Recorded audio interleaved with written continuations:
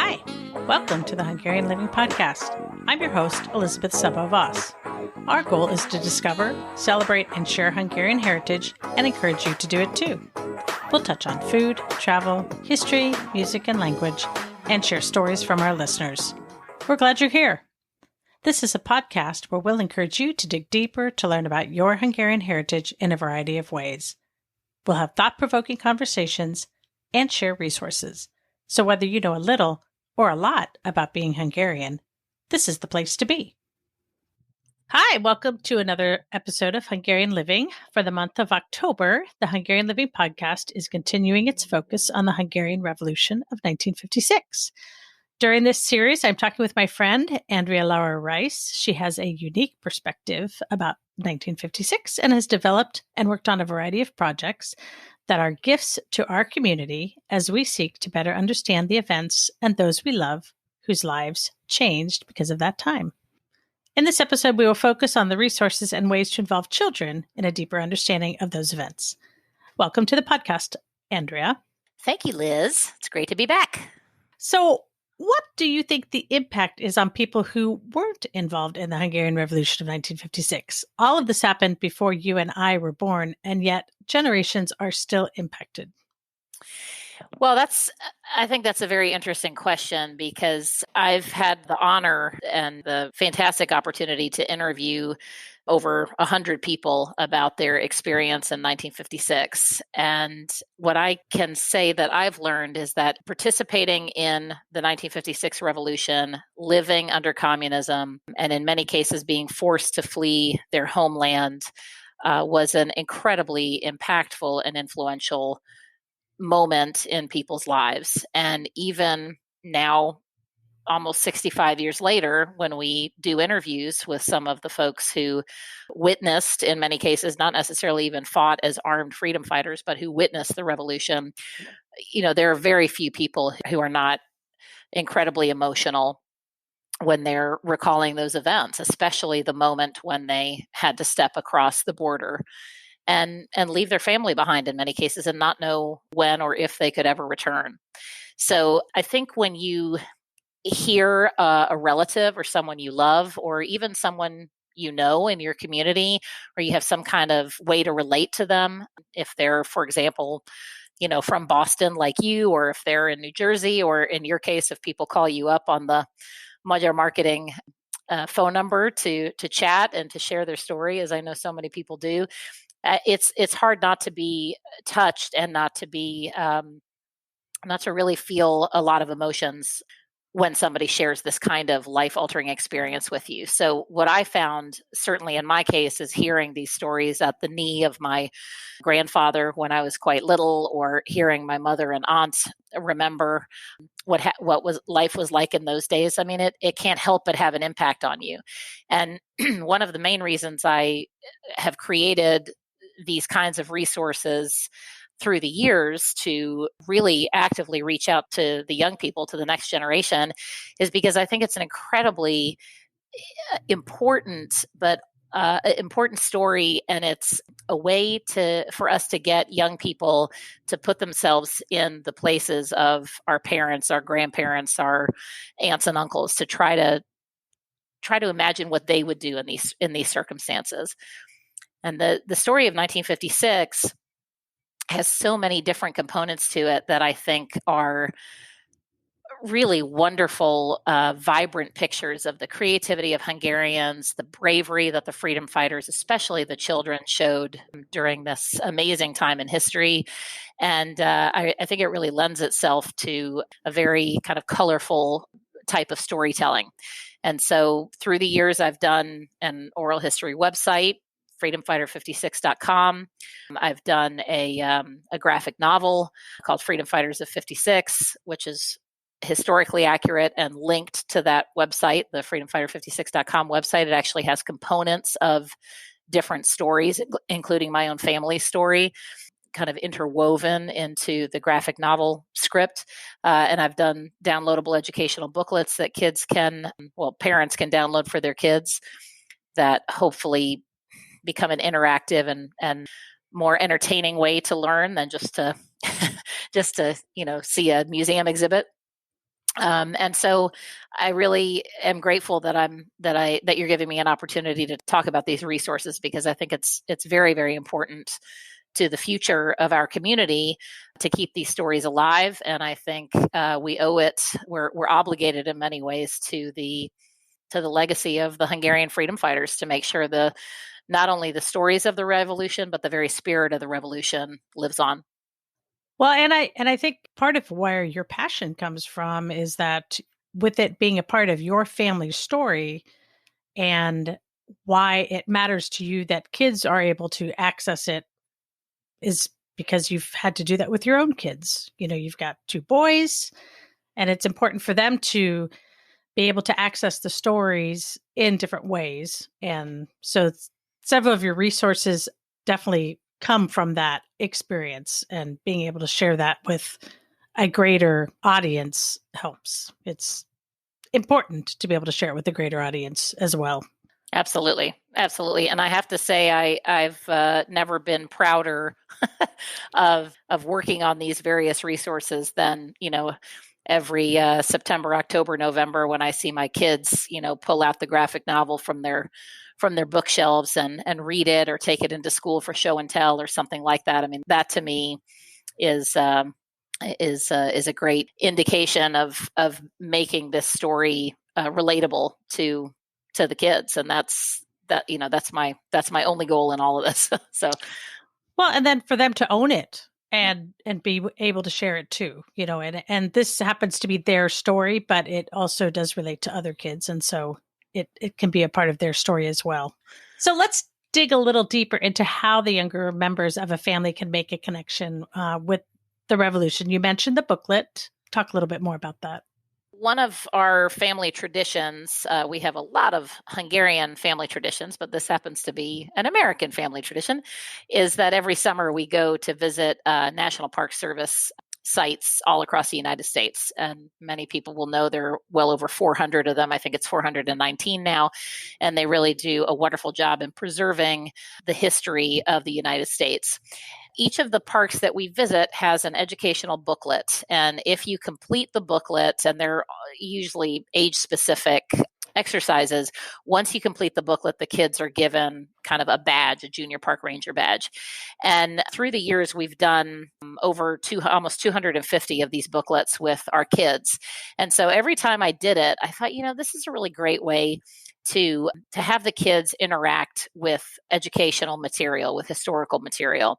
And they often do things like code breaker games and crossword puzzles and word searches and things like that just kind of bring the kids into the story a little bit more, scavenger hunts in museums, things like that. So I kind of took that model, and I've created now two booklets. The first is called Magyars in America, and just gives kind of a baseline understanding of what Hungarians have brought or have created in the United States. And then the second one was about 1956. It's called Hungarian Revolution in 1956. And actually, I'll be coming out with my third booklet in this series at the beginning of next year, which will be about Hungarian history. But this one is specifically about 1956. And as we mentioned in last week's podcast, if you think about the kind of the facts and figures related to the revolution, hundreds were killed, thousands were imprisoned, many of them executed, and 200,000 Hungarians left the country when the Soviet Union came back in to crush the revolution. So from October 23rd till November 4th, the Hungarian freedom fighters were able to drive the Soviet soldiers out, and they were making strides to create their own kind of free society, their own democratic society in Budapest mainly, but in Hungary, until the Soviet Union came back on November 4th. And some of the stories that make that so fascinating are the fact that so many kids were involved. So one of my favorite stories, and we have a couple sections in this booklet called Everyday Heroes of the Revolution. One of them is about the boys of Pest. And it's often said that the boys of Pest were the foot soldiers of the revolution. They were young. They had no training. They had no weapons, but they got very inventive and they made Molotov cocktails out of glass bottles and gasoline. They raided their mom's, cupboards for homemade jam and then spread them on the windows of tanks. So the tank commanders had to come out, and because he couldn't see what was going on, Wow. they got soup bowls and they turned them upside down on cobblestone streets. So again, the tank commanders had to come out and move what they thought was a mine. And then the kids would, there are stories of the kids huddling in doorways across from one another on these narrow cobblestone streets. And they would have somehow found a grenade of some kind, and they kind of launch it down a string and blow up the tank. But both of them are safely in the doorways. So, I mean, just wow, story after story of these, of this amazing bravery and creativity. They were absolutely vital to the revolution's success, but they paid a very, very heavy price. And there are a number of examples of this and names that we know of people, of kids in particular, who didn't make it out. And so I think, for my 17-year-old son, for example, to read about 15-year-old Erika Széles is, I think, a very important thing for him to relate to. Erika Széles was studying to be a chef in 1956. The revolution broke out. She followed her friends. She became an armed freedom fighter. But then her friends said, no, don't be an armed freedom fighter. It's much safer to be, to become a Red Cross nurse. And then you can, tend to wounded freedom fighters. And that's what she did. And at 15 years old, she was shot and killed by Soviet soldiers. So as heartbreaking a story as that is, that's going to be much more relatable to kids and try to and help them understand the great toll of the revolution. The other stories that I think are so incredible to think about for me as a mother, listening to some of these stories when we record them for Memory Project and other projects, are examples of these kids who, couldn't say goodbye to their parents or their grandparents, and they walked across the border, or their parents said, please go, escape, leave, because you'll have a much better life. I mean, to try to put myself in that role, to tell my 15-year-old son, risk your life to escape this country and leave me here. I mean, wow, it's just unimaginable. Mind-boggling and gut-wrenching. And so, but it doesn't all have to be doom and gloom. So, of course, there is a very sad part to the revolution because so many people were killed and so many people left and had their lives irrevocably changed, as we mentioned. But I always like to celebrate part of 1956 as well, because it was a moment in Hungarian history when Hungarian freedom fighters were known worldwide. And there's still an incredible, I think, reputation that comes with that. And so I like to celebrate the fact that, these boys of Pest were these heroes, and that, the revolution was really started by college students.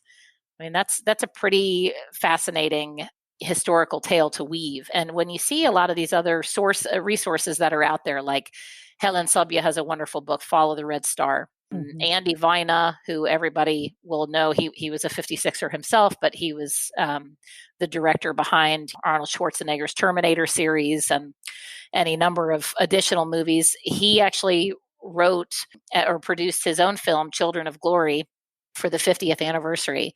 And he was also moved. I think it's very natural to be moved by some of the same stories that I just mentioned, the soup bowls and the smearing of the jam and the kids being involved.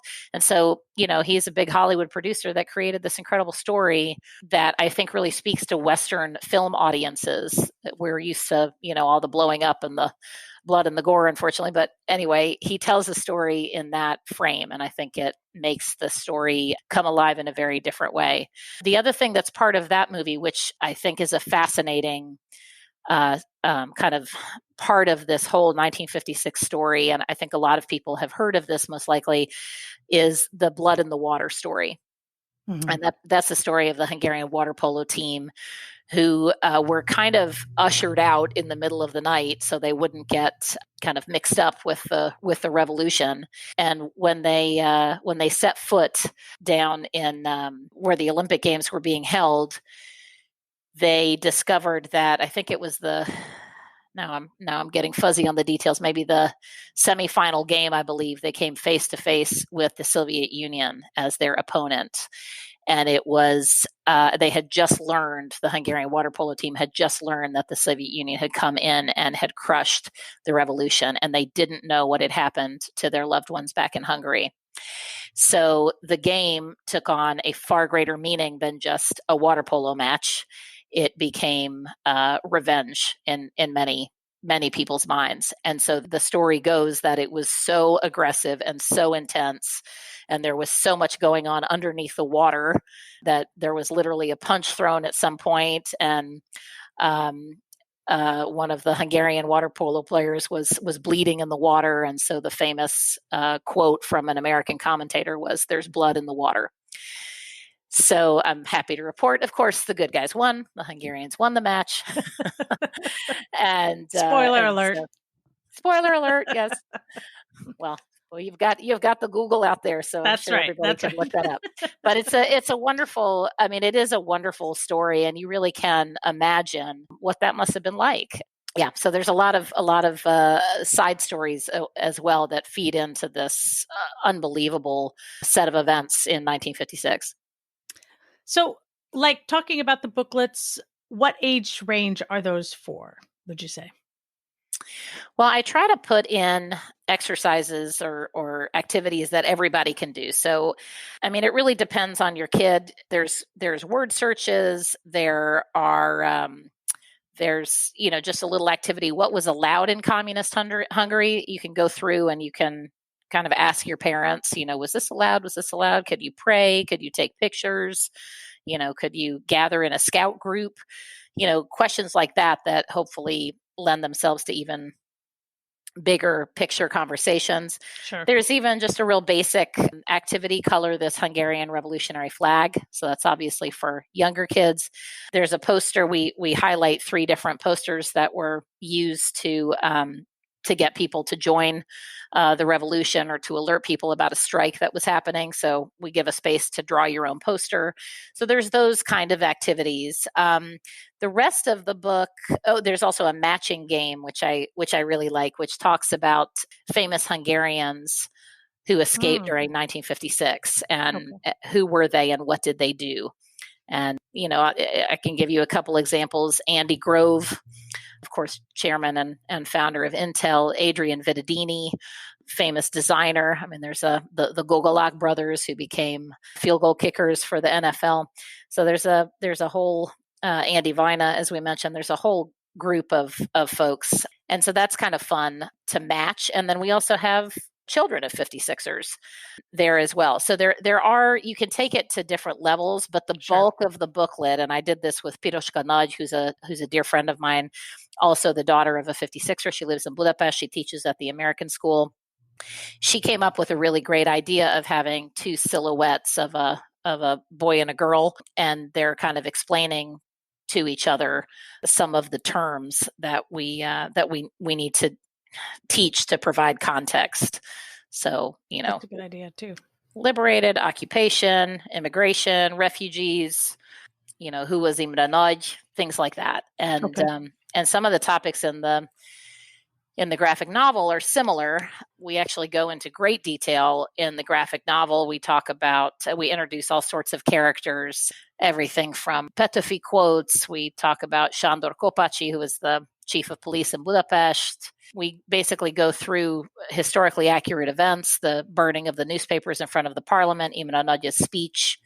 Then the story revolves around 3 teenagers, Zsolt, András, and Eva, and they go through, they kind of go through all of the emotions that one would think you would go through during these 14 days of liberation and the many precarious situations that they find themselves in, the difficulties of navigating through, what everyone must have been dealing with on the streets of Budapest after years of communist occupation and horrible mistreatment.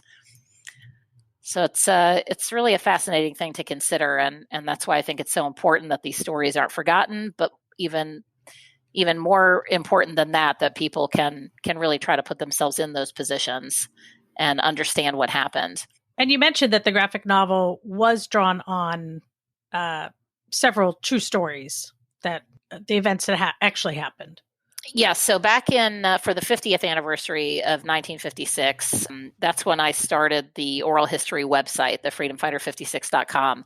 And my initial objective for that project was to gather as many historical personal testimonials as I could. And that was going to be the base of the historically accurate computer game that I created. The computer game was really my labor of love, and it was unfortunately a little bit ahead of its time. I think people weren't weren't quite ready for a computer game to teach them about 1956. If I was launching it now, I think it would be a very different story. But it was actually an incredible experience. I don't regret it for one moment, and it allowed me to do a lot of research and really understand so many things in Hungary and talk to so many freedom fighters and people who were affected so profoundly by what happened in 1956. But what ended up happening is we got so many personal testimonials that we ended up publishing a book. And my mother and I worked on the book together, which was really fascinating and fabulous. And we ended up publishing two books, one in English and one in Hungarian. And we even were able to eventually present it at the White House when Andy Vina screened Children of Glory for President Bush and a small group in the White House movie theater. And wow. Yeah, it was pretty amazing. And I was able to present a book to President Bush. I presented a book to Tony Curtis, who was there, and a couple of other folks. So, but that was important because we just wanted to have a volume of these stories. So we had in this first publication of the book, we had 56 stories, and then we had 10 additional stories in a special section from both the children of 56ers and spouses. And that kind of comes back to your first question that you asked is how does it affect the next generation? And I think that's something we're still trying to understand. But I did love this quote that I found in actually a Wall Street Journal article. And it said, a sense of family history is linked to self-esteem and resiliency in kids. Stories of grappling with sad or difficult events may give children the wisdom and perspective they need to thrive. The article went on to say that children gain a sense of their self in relation to other family members in the past, and this in turn builds confidence. I would also add that it builds a great deal of pride and it helps create identity. And this is something, of course, you and I are always talking about is ethnic identity and Hungarian heritage and being American, Hungarian, Hungarian American, Right. all of the above, how all of that feeds into it. But I mean, I have the blood of a freedom fighter. That's what I absolutely embrace that as my identity. My mother at the age of 14, my aunt, my grandparents, they were freedom fighters. And so, that's an important sense of my identity now. Whenever the going gets tough and the Lord only knows, we need to tap into our inner freedom fighter right now to get through these crazy days. Definitely. But, I love that. I love that, I have the blood of a freedom fighter and that, sometimes that gets me through. Exactly. Well, and I think too that being able to have the story shared within the family, sometimes that's part of the challenge. I just had a call probably about a month ago from a gal who had no idea what her family story was. And she happened to pick up a copy of the Time magazine from that time where they have a freedom fighter pictured on the front. She took it home to her dad. She said, Dad, let's go through this and let's talk about it. And he started really sharing things that she had never heard before. And sometimes it just takes a long time to have these conversations. But if these people are alive, we need to have these conversations as much as they can talk about it. But within a family, what are some ways to get people to have a conversation? Yeah, absolutely. I couldn't agree more. And I think there's a couple of resources that I think are easy to access, and it really doesn't depend on how tech savvy you may be. They're all pretty easy. So the first one is on the freedomfighter56.com website. If you scroll to the end of it, although I know you'll also include this link in the show notes, there is an interview guide that you can use to get started. And I would encourage people to print that out and just kind of look through it. I always use that as a baseline, but I think the conversation, you often, you need to let the interviewee lead you and guide you through the topics, because what we notice is that in many cases, one memory will spark another, and sometimes it goes off on a tangent. And if that's okay, sometimes that's okay. Exactly.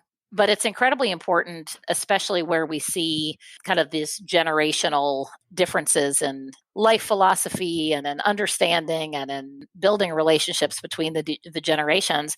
I love, of course, within a family, get your kids to talk to your parents, or get the grandkids together, or the aunts and uncles, whoever it may be, whatever kind of familial network you can create or opportunity to share these stories within your family is incredibly important, however you do it. So don't, a lot of people contact us about Memory Project and say, hey, will you come and interview my dad? He's 91. So I say, listen, I would love to come and interview your father. Nothing would make me prouder and happier, but, it has to be, at the end of the day, cost effective, and it has to be convenient in terms of a time where all of us are able to get together. And that, I hate for us to lose a story because that opportunity doesn't present itself in time. So there are a couple of things. The questionnaire or the survey is one option. So one phone app that I really, really love is StoryCorps, and we actually consulted with StoryCorps and the Shoah Foundation and the Digital Storytelling Group in California before we came up with our methodology around Memory Project. So I know their applications and their methodologies pretty well. They have a fantastic app that you can download for free on your phone, and you basically can interview a family member or a community member and have it go directly to the StoryCorps app. Now, I think it's limited to 45 minutes, which is not ideal. I would definitely not go into an oral history interview with a time limit. So in some cases, as a backup, I'll actually use my voice memo on my phone and just break it, into half an hour segments, or even shorter segments than that, so they're not quite as unruly. But the phone is a fantastic opportunity to take pictures, to scan documents, and to do voice memo recordings, or even video, right? Yeah, or videos with your loved ones. So the StoryCorps app also has an opportunity to use pre-written questions, and you can actually choose from a number of different menus and create your own custom version. So I would also recommend that as a possibility. And there are other options out there, but I think those are great, a great way to get started. But please, please, please, I can't reiterate this enough. Do not wait. This, this is it would be a huge loss to lose anyone's personal recollections, personal stories about this time. It's too important. 65 years, this year will be 64, next year will be 65. And, that's a short amount of time in history, but it's a long, it's a long period of time in someone's lifetime. So please, I urge you, talk to your relatives, to your community members who are 56ers, get their stories, and either writing it down or recording it in some way, and make sure you share it in whatever way you can. It's just it's incredibly important. Well, and I think the challenge that some people have is the concept of just talking about their story. Maybe they don't know where to start. Sometimes we get people that'll call. I had a gentleman call in, and I started just asking him a couple of questions about his story. He goes, "Oh, it's nothing. It's a paragraph, my story." And I said, "Oh, listen, it's your life story. It's longer than a paragraph." And we ended up talking for like an hour. And he said, "Wow, thanks so much for talking with me. This was really, interesting." Of course, I was the one that was listening to the interesting story. But for him, it made him think, oh, I do have stories. I do have things that I remember. And, like you were saying, one thing led to another. And so I think that, it's important to, even if it's just reading a book or a magazine or an excerpt from something else will get somebody thinking about the story. You know, if you show them something from the Memory Project or the 56 website, and a story, then they can say, oh, well, that didn't happen for me. That didn't happen for me, but this did. And it gives them something to think about and to expound on. So absolutely. And in this, in this day and age where especially older folks are, are hunkering, sheltering in place, they're hunkering down at the moment. They're not traveling as much as they have been. And I think that's the right decision because there's so much we don't know about our current situation. But the loneliness factor, I think, is huge. And to have somebody who cares enough to ask about their story, who really wants to listen to them, who wants to talk to them, who wants to record the story. And I mean, it's a win-win, right? absolutely. You share the story, you get to preserve the history, and you make a friend online on Zoom or Squadcast or whatever the even FaceTime. I mean, you can do it through any way that you possibly can find, and that makes them comfortable. You can even sit out on the patio 6 feet apart and bring out an old-fashioned tape recorder. There's Lots of ways. There's no right or wrong, but I'm just really urging people to make sure that they don't miss the story. They don't miss the opportunity. Exactly. Find the way that works for you. There's lots of options. Right. So I wanted to take this opportunity to talk about how we celebrate and commemorate 1956 within our communities, because I've really been privileged to be part of a number of these celebrations. And actually, that's one of my favorite things to do, is to create multimedia exhibits around 1956. I've been doing this since the 40th anniversary and have a pretty interesting collection of my own that I've collected over the years of different ephemera and artifacts, and even personal pictures that my uncle took. And I have a wonderful original sketchbook that one of his friends, actually one of my family's friends, when they escaped, he drew in the sketchbook and he left it with my family. So I have that. And so I really feel very, very close to the topic. So I've been able to do these multimedia exhibits in the past. And I think that's very important. This is to think about how kids learn, how people absorb information. And it's through all different types of media. I find that's the most interesting way and the most effective way to allow people to experience something like 1956. So what I would suggest in the exhibits that I've seen that have been really, really effective is using multiple forms of media all at once. You can download, a Memory Project trailer from our website for free. You can there's all sorts of exhibits of photographs from 1956 that you can get access to. There are front pages of newspapers that you can print out and exhibit. I'm guessing in everyone's local community, there are families that have these things, artifacts, et cetera, that they may be able to share. You can download online, a radio broadcast, the very last radio broadcast, pleading for help when the Russians were on their way in. And most importantly, you can hear someone share their own story. So you can have somebody, right there in person talk about their experiences. Oh, and of course, don't forget the booklet for the kids. So there's a lot of free resources that are out there that I think really help kids learn about 1956 in all of its different forms and all of its different complexities. One thing I'll leave you with is when we started Memory Project, I had a friend who is the daughter of one of the 56ers who we interviewed. And it's it's an amazing interview. It's one that we use in almost all of the trailers.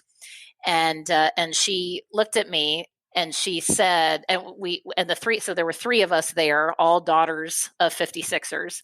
And we were kind of, talking about the impact of 56 on us. And Erika looked at me and she said, 1956 is the most influential topic in my lifetime, even though I wasn't even alive when it happened. Mm-hmm. And I thought that was such a fascinating statement because it had been passed down as that, as something that informed and influenced everything in her life. It was a pretty profound statement, I thought. So yeah, so preserve the stories, read them, listen to them, just try to learn about them, because it really is this fascinating modern tale of David versus Goliath, and it was a shining moment in many ways in Hungarian history, and it influenced our American Hungarian community very, very deeply, and I think we still see that today. Oh, absolutely, absolutely. So one great example that we've seen within a community is in Boston. The Hungarian community there printed out the questionnaire and had kids within their Cherkess group, their Hungarian scout troop, interview or ask a question of the 56ers who were gathered in the audience.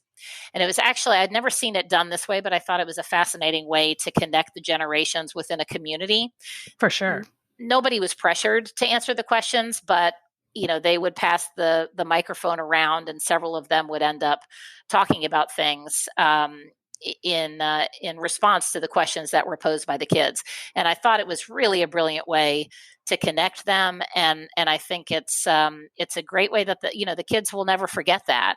And the 56ers, they felt that they had made a great contribution, and they felt like they were important during that commemoration, during that celebration, and they were passing on their stories. And so I think it was a real win-win and a great example of how to creatively use some of the many resources that are out there to further build the community. Having an objective question and having a child ask the question gave an opportunity to share something that may have never been shared before. And, what a resource for that community to hear the stories from them, from their own voice, the impact and answering the questions. What a treasure. I'm so glad they did that. It was very, it was wonderful. And as you said, in many cases, it's important to start this conversation within your family. But if it's an incredibly sensitive topic that family members don't want to talk about, sometimes it's easier to share your story with someone else. Exactly. And we've found that certainly in Memory Project. And that's another way, another reason I think it's important to have both the resources, the Memory Project, which is the visual history archive, which are the actual interviews that we've done. But Freedom Fighter 56, your parent, your grandparent could write that. You could write that on your own, and then we publish it that way. So you're in control of everything that you're saying. Or if we often hear that, oh, my father had the most incredible story. I'm so sorry. I never wrote it down, or we never got it recorded. Well, you write it. You write what you remember that your parents said, and you create, a secondhand testimonial, but of what your parent or your grandparent shared. And we will post it on freedomfighter56.com under your byline, because it's a secondary story, but it's how, it's what you remember and how it affected you. And I think that's going to be the next layer of this, is how we determine how 1956 continues to have an incredible ripple effect in our community, and how it continues to have that impact on the next generation and the next generation. Absolutely. And how we address it or listen to it makes all the difference. Well, thank you, Andrea, again, for sharing the resources that you've developed and that you are aware of, particularly in regards to children and the 1956 revolution. We will include links in the show notes, so be sure to visit HungarianLiving.com for those. And in the next episode, we will talk about another important project that we have touched on, which is Memory Project, but I know that that'll be of interest to our listeners as well. So thank you. Thank you so much, Liz. I really, as you can tell, I love talking about this and how it's influenced my family and me. So thank you for the opportunity. Hungarian Living is a division of Magyar Marketing, the Hungarian store, where you can find meaningful gifts with Hungarian style. Check us out at magyarmarketing.com. And special thanks to Stephen Chichek and the Animal Cannibals for the show music. Thanks for listening. If you enjoyed this episode of Hungarian Living, please subscribe and share this podcast with your favorite Hungarian. Check out our show notes for links to resources mentioned in this episode. If you have a question or comment, email us at podcast@hungarianliving.com. We'll catch you next time.